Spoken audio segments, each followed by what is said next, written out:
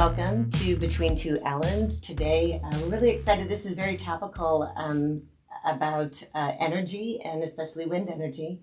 And our guest today is Jim Roth. You were an Oklahoma County Commissioner and Oklahoma Corporation Commissioner, but I bet there's more. Could you introduce yourself? Sure, thank you. And thanks for the chance to be here.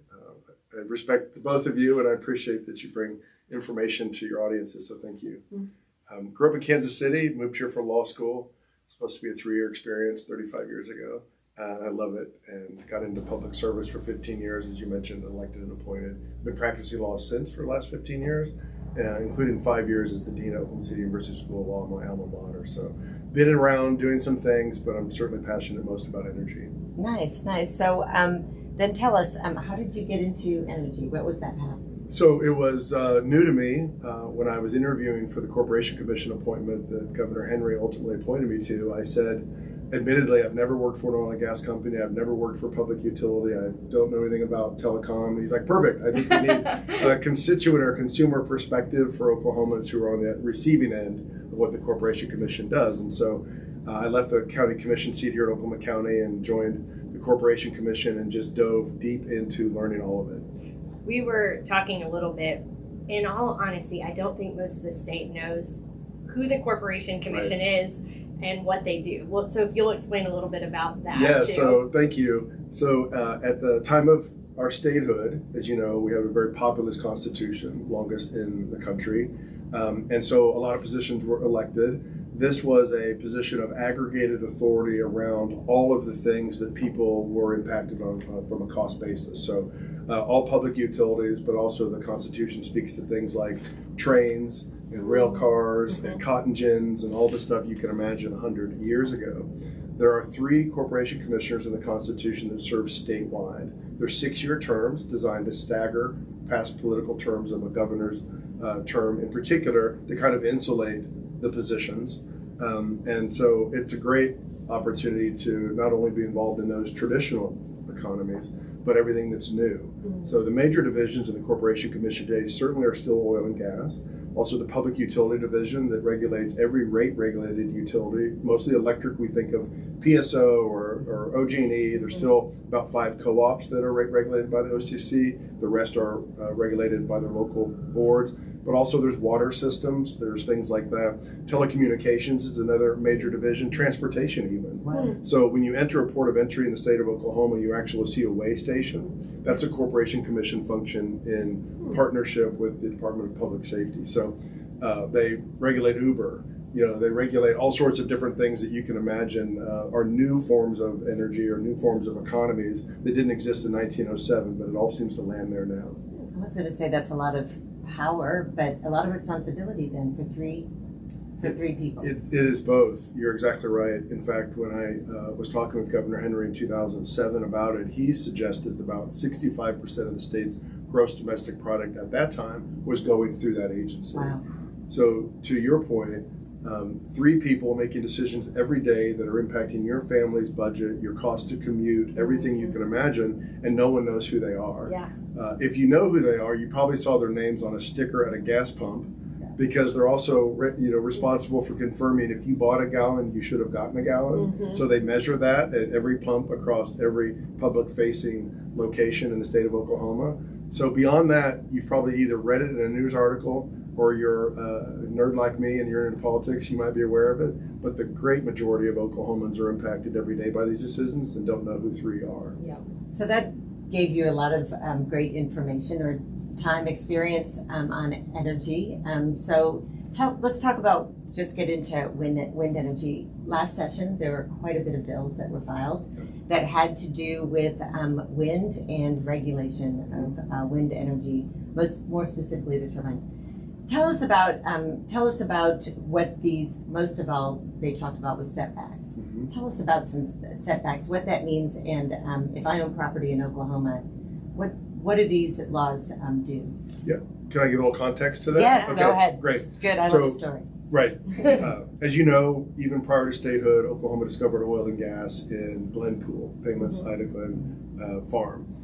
We had about 30 years of oil and gas production without any regulation. which is why we have over 10,000 orphaned wells, right? Because people are just taking the cheapest commodity off the ground and not developing the entire formation. Thankfully, we haven't repeated that in terms of wind energy. Since 2010, Oklahoma has the Oklahoma Wind Energy Development Act, or what's called OWEDA. In that act, it describes the notice required for local communities. It provides what the Corporation Commission notice is supposed to be for wind energy developer. It provides notice to the Board of County Commissioners so that it is a different level of awareness happening in communities where projects are going to be built. Also, in the last 10 years, there have been setbacks that exist in state law now from three major categories. You cannot have a turbine base within 1.5 nautical miles of a public school, of a hospital, or a public airport. And there are ways that you can define all three of those things. Public schools are knowable because the district has to file the locations of public instruction facilities with the state every year. Hospitals, you know, as lawmakers, that Oklahoma loves to define things different ways, so it's defined like 7 different ways. Corporation Commission has determined that that means an overnight ambulatory facility, not a vet hospital, things like that. Or a dock in the park. Or right, any of that. Okay. Or third, you've got airports, municipal airports or public airports. So we are familiar with setbacks, and that's from a safety standpoint, obviously, for schools, hospitals. So who put those in? So the state legislature passed those and signed by the governor around 2016-17 time period. To your point, the political winds, pun intended, have shifted a little bit, mostly some of the rhetoric coming out of the White House, that I think we've got a lot of legislators that are pushing policies just trying to act like they're doing something to maybe curtail an industry, but they're really proposing things, in my opinion, one man's opinion, that are intended to be a moratorium against wind energy so they could favor other forms of energy. So we already have 3 well-established decades of experience with setbacks from those 3 categories now. And 1.5 nautical miles is a very long distance, as you can imagine. So in spite of that, Oklahoma's home to about 68 utility-scale wind projects. There's been about $20 billion of investment occurring in the state. The wind energy industry pays about $100 million a year in ad valorem taxes that stay locally, and about $50 to $60 million a year to farmers and ranchers in royalty payments. So it is a very strong part of our economy. And perhaps more importantly for your listeners, it is the cheapest form of electricity, right? So I wanted to give that context to let you know that there are protections already in place. A lot of the proposals that we witnessed this past session were really geared towards prejudicing people's private land rights to invite those projects because a lot of people don't want to see them. So you have kind of this viewscape objection that seems to be kind of the narrative. There's also a lot of people that were suggesting that they were over-incentivized at the federal level, and so you saw that debate play out. You have some little more political rhetoric from the right, calling it like Biden's green scam and some stuff like that that's intended to distract. But at the end of the day, the wind energy industry has grown significantly, even faster than oil and gas did in our first 30 years. It has grown significantly in the last 20 years, tremendous benefits to the state without any harm. To my knowledge, an Oklahoman has not been killed by an operating wind project yet, thank God. And I hope that's accurate, but that's my understanding. As we know, there are other energy industries that aren't as safe, right? So I wanted to reframe that for you a little bit as you guys think about policies headed your way. Any energy you take off the equation is only going to raise electricity rates. And we already feel like they're high enough. So not to talk too long about it beyond your question, other than to say there are existing statutes that protect schools, hospitals, and airports. And if we are going to do something more, we've got to find that sweet balance that allows a private landowner the right to develop their property, to enjoy that secondary income for a farmer and rancher, to provide cheapest power into the grid for the sake of the rest of us that don't have a large ranch, and to keep people safe. You spoke about safety, which there were several interim studies at the Capitol over the summer that talked about wind energy. And I heard some people testify that talked about safety and about ice and all that. And then I went to go visit I visited solar, battery. I visited out there in Perry, and then talked to someone with wind. And the engineers kind of get frustrated when they hear that stuff like safety, because he says if there's ice, we shut them down. Like, so it's not, we don't hear the practical, which is usually what happens when we're up at that building, is that we don't hear from the people that are around and those who were disappointed that maybe they couldn't have another income when their farm's not doing that well. Talk a little bit about that and property rights. Yeah, if I can, I'll just share a story. I talked about the 3 existing setbacks under the law. The legislature, mostly under pressure from anti-wind forces about 8 years ago, also required 1.5 nautical miles from a private use airport. So anti-wind people were mowing 600 feet of grass on their property and acting like it was acting like it was an airport. They were even filing stuff with the FAA so it showed up registered within their system. During that time period, I was helping a developer near Rush Springs develop a project. And I'll never forget having to host those landowners at a barbecue restaurant in Duncan to inform 11 families that you've lost your turbines. Oh, wow. This new law has taken these turbines off of the array because your neighbor mowed a fake airport. And I'll never forget a young veterinarian and his wife who said, well, we have 3 small children. I thought this would be their college fund. Right? So real practical implications for people who had invited that investment. Let me also make the point that in oil and gas, right now, there are priorities given to mineral owners over surface owners, right? So people who actually own the molecules below have a legal, what's called primacy over your surface usage.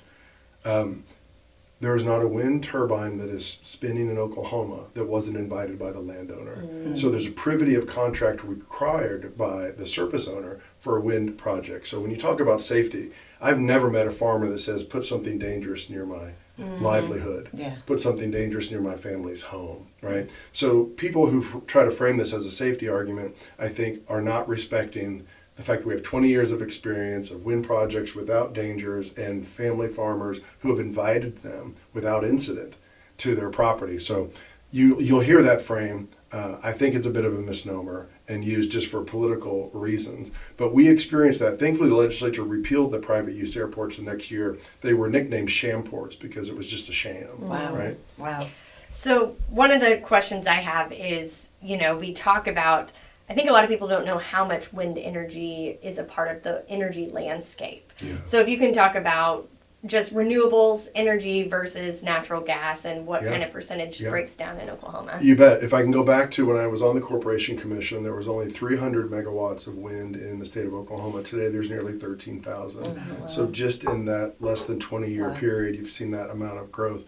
Also, when I was on the Corporation Commission, coal was king in Oklahoma and much of the country. Dirty old coal plants, mostly from 50s, 60s, and 70s, that were churning out pollution, were very expensive to operate, thankfully have been displaced over the last 20 years. So the good news for Oklahoma is that we have abundant clean burning natural gas, and we have abundant no fuel cost associated with clean spinning wind turbines. So today, and I'll use the 2024 numbers available from the Energy Information Administration within the Department of Energy at the federal level, we had about 48% of our power completely generated by natural gas. We had 42% generated by wind energy. So that's a significant change from 0 to 42 in less than 20 years. Meanwhile, that electricity pie has grown 50%. So you and I, as regular Oklahomans, are consuming more electricity on a per capita basis today than we were in 2006. So that's significant. So not only is our pie bigger on a kilowatt basis, it's actually cheaper than it was 20 years ago with those more polluting resources because we're able to use Oklahoma gas and Oklahoma wind. It's been a giant success story, and I think it's why our economy is doing so well. Oh, go ahead. Well, one thing, when you talk about the economy, I think the other thing that I didn't know is how much energy we consume here, but also that it is an export for us. And if you can talk a little bit. Yeah, absolutely. So for decades, we've been exporting. Ellen's Good, I like it. Ellen's think alike. For decades, we've been exporting excess natural gas. We generate more natural gas than we absorb, even though we absorb amongst the 50 states, we're ranked 8th or 10th in terms of our energy density. So we do, as a state, absorb a lot of energy, but we are still exporting our clean burning natural gas. Similarly, like wheat, we are exporting electricity because we have it in abundance here. If you look at the National Energy Renewable Laboratory, what's called NREL, in Golden, Colorado, the maps show our capacity for wind energy at like 25,000 megawatts today. As I mentioned, we're at 13. It also shows that we have the potential for similar amounts of solar power because our solar irradiance, particularly in the western part of the state, is just a few degrees less sunny than sunny San Diego. So you're going to continue to see, hopefully, the investment brought to Oklahoma farms and ranchers for these utility scale projects that continue to oversupply our market.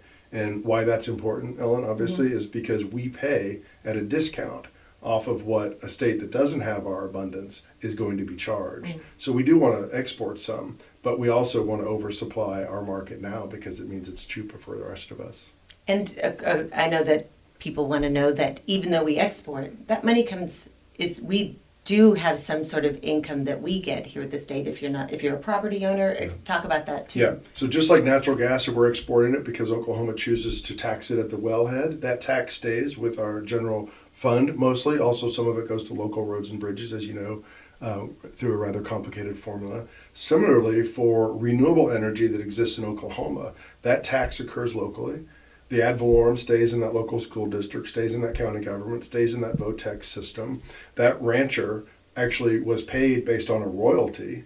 So he doesn't mind that, or she doesn't mind that turbine is exceeding the expected capacity, even if it's going to Kansas, because he's getting paid and she's getting paid off that output, right? So I think it's a great point to make, and that is all the benefit stays at the point of production in the state of Oklahoma. The oversupply, which is cheaper for the rest of us that don't own a wind project, right?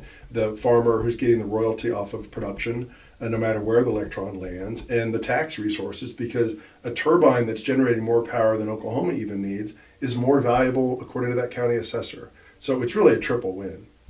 So energy has, we were talking about energy and oil and gas, but oil and gas has other different things that it's used for, and wind is just power. Right. So that sort of is lost in the conversation too, that, oil and gas is king.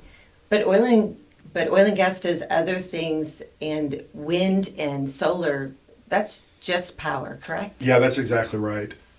Although solar is a bit unique in that it's probably the only form of energy that every human has a claim on, because the sun lands on your head and lands on your rooftop and lands in your yard. But you're right, from a utility scale basis, natural gas is incredibly versatile, thankfully. It's good in power gen, it's affordable compared to coal and even nuclear and other options like that.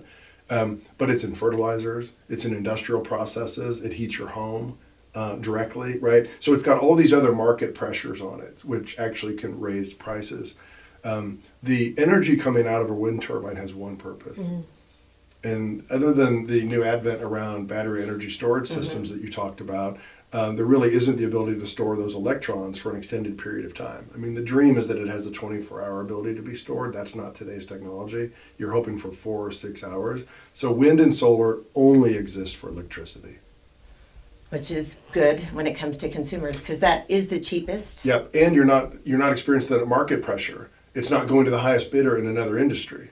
That's really good. Good for Oklahomans. So how do we in the Oklahoman, actually this week, they had an article on data centers. And so, what we talk about is the future of energy. What is the landscape for that like in Oklahoma, and how important is diversity in energy in, being able to bring in industry I'm a little nervous about data centers, to be honest, but as we bring in different, corporations and businesses, what kind of energy and the diversity, why does that matter? Yeah, so very, very significant, important questions, as you mentioned, very germane for today. First of all, there are still 36 data centers operating in Oklahoma now. There's certainly a rush that's going on, mostly because of our affordable power. The largest input, as I've understood it, for a data center is energy. And then payroll is maybe second, right? So they're going to land and locate where that is the most attractive. And thankfully, we are in that region. If you'll forgive me, I'm going to geek out for a minute. Okay. No, geek out. All right. So Oklahoma, the entire state of Oklahoma, is one of 14 states in the Southwest Power Pool, which is our electricity market. It goes from the Texas Panhandle and a little smidge that's in Louisiana all the way to the Canadian border. that region has more power than it has people, particularly the Dakotas, right? A lot of wind energy that's being developed up there. I think the state of South Dakota has less people than Oklahoma County, by example. So you're seeing the load come into this region. Iowa is right behind us with wind, as you know, and a lot of data centers there because the power is so attractive. And to I think the existential dilemma that you described in your question, as I mentioned, 20 years, we're all using more power than we were 20 years ago. So it's not really data centers' fault that's putting pressure on the grid. They do have an appetite, and they have an appetite that's really historic. So we have to be mindful of it. When you start talking about some of these announcements that are a gigawatt, which is 1,000 megawatts, which is a lot, right? Yeah. But here's the saving grace, I think, and that is if the Corporation Commission or utilities build the right landing pad for those investments, they will have insulated the rest of us from those costs for that power. Let me describe that a little bit further. So right now, a large data center can say, hey, PSO, I would like, your industrial class rates. They're going to pay that rate. It's set by tariff. As I mentioned, the Corporation Commission resets those rates every time a rate-regulated utility comes in for a rate case. And they know, let's say they're going to pay 5.5 cents per kilowatt hour. Just, I'm using general numbers, rough ballpark numbers. But if a LLC comes in and wants to build its own data center, they might say, I will pay the cost of the infrastructure, I'll pay the cost of the upgrades to the transmission, substation, everything else that actually benefits all the rest of us, but I want to bespoke my own energy. And you bring it into me and you firm that up and I will pay the entire cost of my footprint. That's what some of the larger companies are actually doing. So not every data center is treated the same. Some of these bigger names that you're probably familiar with actually have a corporate commitment to not cost subsidize effects on other people. So they will pay more than their share because the improvements they've made to the grid actually benefit all the rest of us and save us those costs later. So it's a bit of an offset, and it really depends on what data center is asking. But it's my hope, and I think the policymakers are beginning to think this through at the Corporation Commission, that we will find a way to still invite that investment for all the reasons we talked about, the ad valorem, the jobs, the energy profile for our state to continue to grow, but to do it in a way that insulates the rest of us. My mother's on a fixed income. She happens to be an OG&E customer. She jokes that her bills hate mail once a month because no matter the number, it just feels high to her. And so we need public policy that is inviting but protective. Definitely. That brings up the protective piece. I heard, there's something that you had said in an interim study that talked about the west side of Oklahoma and their energy is supporting the eastern side too. Yeah. So what should we look for? I mean, it doesn't seem like this fight's going to end, or this conversation. I hope that it's a conversation. It doesn't look like it's going to end. What do you think as lawmakers, data centers with wind, what should happen instead of filing a bill? What's that that should happen so that we can help everyone work together for Oklahoma energy and what the future is going to be? Well, thank you. I actually think you've had some really strong interim studies this year, maybe even historic numbers, a lot focused on energy. You guys have been very busy. People act like you don't work 12 months of the year. I know you two do, right? So you guys have been very busy in that regard. I think that is the right path. I shared in that interim study, my philosophy to government is to be a good carpenter where you measure twice and only cut once. So these interim studies should be what we build off of. And I'm hopeful that rather than just kind of repeating some of the worst bills that were filed, that process continues, a bit of a stakeholder group that could come together, local government that is, getting pressure on permitting, people who want to invest and grow, the utility, what their role is, organizations like AARP that are protective of their members and rate issues, you policymakers. I haven't yet seen that whole larger audience come together and share multiple perspectives. Maybe it's a day-long function. Maybe the governor is the person who pulls it together. I'm not really sure, but I'm just saying to you, the conversation hasn't ripened to the point where I think we know enough to give the right answers from a legislative standpoint. A lot of what I saw last year was nonsensical. I'm sorry, I don't mean to offend any of you or your colleagues, but one proposal was something like 2 miles from a body of water that could be used for a migratory bird. Well, that's everything. Right. Right. And so it's really, that's a moratorium. And that's a government's taking, because you're telling every Oklahoma landowner, too bad. I actually think you shouldn't be able to enjoy the full value of your property. So I think if done wrong, Oklahoma's going to be on the defendant side of a lot of litigation, and that would be a mistake. Well, Because it says we're not open for business as well. It also means our costs will go up. Your costs will go up, your energy options will diminish, right? All that's going to happen. To your point about the West and the East, I know that was a bit of the divide that was going on. That's kind of funny. Yeah, people in the East, most of our population density is the eastern part of our state. It makes sense because, migration from east to west, and that's kind of where a lot of people stopped. Oil and gas started in the east, as I mentioned. It's most productive in the west today. So actually, natural gas is fueling our historic population centers in the east as well. Wind is better in the west than it is in the east, but we still have strong, great wind in the eastern part of our state. But those transmission upgrades have to also bring that cheaper power to them. So we're in a shift of energy and populations as we have been for the last century. But to do something that divides the state, as some proposals we're trying to do along some bogus line of like I-35, really made no sense, because at the end of the day, I would have fewer energy options if you put a chill on energy investment really in any of the four corners. I like the idea of getting all stakeholders in there, even those with differences. For sure. Because I know I learned with the difference, but it's a difficult time because some of the differences are such wrong and bad information that has no basis. If I was a landowner, like who do I call? Where do I go to get truthful information? Because right now in this, through news, through internet, social media, there's so much bad information. What am I to do? Yeah, well, you've just asked the biggest question facing America, I think, right? That's what I do. I know. Well, and you talked about, how to engage with colleagues and learn from them with different perspectives. I bring that down to the micro level. Like, I have family members that I struggle with, right?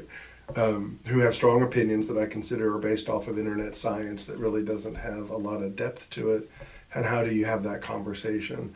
I think you just have to lead with the truth. You have to continue to invite in perspective. We try to learn from each other, just at a human level. Some of my colleagues and I started the Oklahoma Solar Association about 6 years ago because we kept getting calls and asks, and we just wanted there to be an arbiter for the truth. And so there are some organizations out there like that are not driven by somebody who's got a commercial interest. And so I would first look for those. Okay. Not that those people who have a commercial interest are saying anything that's false, but they have an outcome, right? They want to do something, right? They want to earn more money doing X. So I always kind of put an asterisk on that sources of information, but if you can find reputable, peer-reviewed information from somebody who's not trying to make a buck, that's generally where I go. You can still find that in places I mentioned, like the Department of Energy, the Energy Information Administration, the National Renewable Energy Laboratory. There are still some really genuine truth tellers out there. Problem is, people will take some of that and then push their spin. Yeah, but I think that is the trade-off we have for living in a free society still, right? Is that even the wrong person yelling loud has the right to yell it. You just have to sift through it. Yeah. One of the things that I continually hear at the Capitol, myth-wise or maybe truth-wise, is that wind energy isn't regulated. That That's oil false. and gas are regulated at a much higher rate, and all the laws are, so if you can, what kind of regulations do wind have? Yeah, for sure. So let me go back to the oil and gas that we talked about a moment ago, where you and I have been talking about proposals to actually say you can't build a wind turbine within X feet of something. It is actually the opposite under Oklahoma law. Oklahoma law favors oil and gas so much it says you can't build a house within a certain distance of a well. So Oklahoma. Right. So I just wanted to make sure that. And then secondly, we hear a lot of false comparisons about taxation. whether it's the IRS or state tax codes, these are just different things. We talked about the fungibility of natural gas and oil as a commodity, right? And plastics and fertilizer and some of the rest. And that it's actually taxed at the wellhead before it gets into those diverse market issues where wind has just got one purpose, right? So as I shared with you, since 2010, Oklahoma's had the Wind Energy Development Act, which is highly regulated in it. You have to have a decommissioning plan for the turbines, right? At your own expense. You have to have proof of insurance. The landowner where the turbine is located gets to be named as an additional insured in every statutorily required proof of insurance. So there are protections that don't exist at all for a surface owner that's 126 feet away from a well, right? So it's just a bit of a false comparison that I think people at the Capitol are trying to make a point that's not honest. They are different, even though in power generation, they also serve the same market, but they are absolutely very different. No one has woken up to their water polluted by wind, which unfortunately can happen in Oklahoma at no fault or no intentional fault of most operators. And that's why the Corporation Commission has an enforcement docket. We used to have to go after these bad actors with a giant slurry on a body of water, right? Well, that's also not happening. So when people talk about regulation, you kind of have to ask, what type of regulation are we talking about? So it's very different, even though they sometimes play in the same market. Incentives also. People have some misinformation about incentives. Yeah. And that wind, they get more incentives than oil and gas, or that's the only reason that they're profitable. Can you speak about that? Because that's a Yeah, so it depends on, I think, how you define incentive. Like if you took it at a holistic level, there are major companies in Oklahoma with names on their buildings that don't pay any taxes because the Internal Revenue Code allows them to deduct losses so significantly against profited wells. Yeah. So imagine if you had two turbines, one made money, one did not, and you got to erase any tax liability from the producing turbine because the one that wasn't spinning.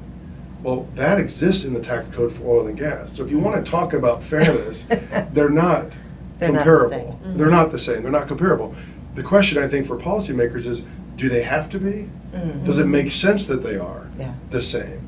Or maybe we tax them in a way that is actually appropriately bespoke to how they are and how they benefit not only the economy, but we want the producer to do well, whether it's wind or whether it's natural gas. So it's a bit of a misnomer to act like they should be the same because they really are not. And then the second thing I will share is the taxes paid to the state for oil and gas, I think, has a lot of you at 23rd and Lincoln thinking that wind should be sending its tax bill to you too, right?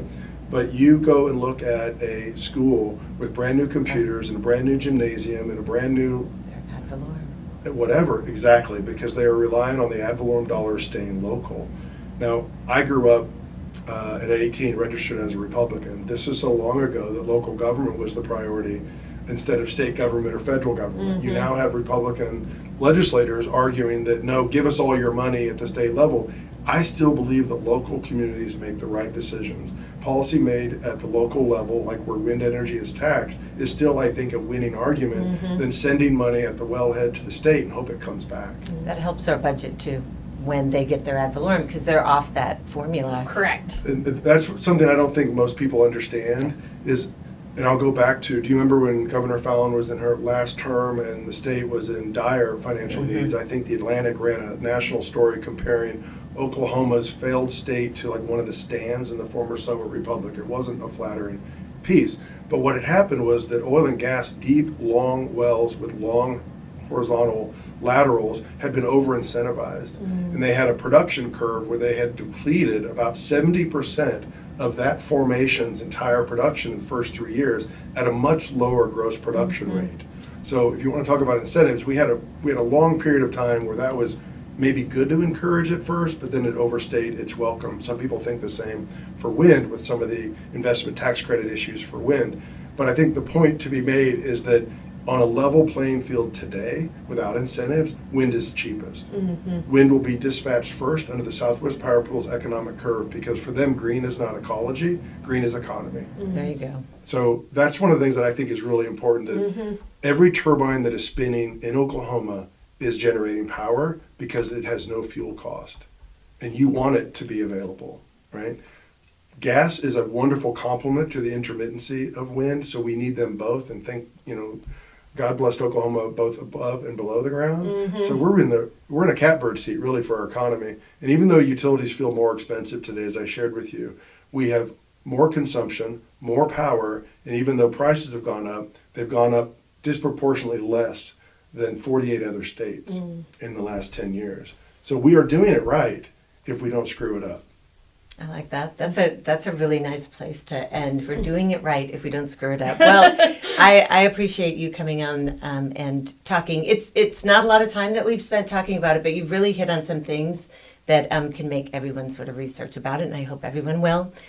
We like to ask our guests a final thing that we'd like to do, unless you have another question. Nope, that was it. That was perfect. Great way to end. That we ask our guests to ask the Ellens a question. So what is your question for the Ellens? Okay, here we go. Well, we're a month plus to Christmas, so I think I'd like to know, what is your favorite Christmas movie and why?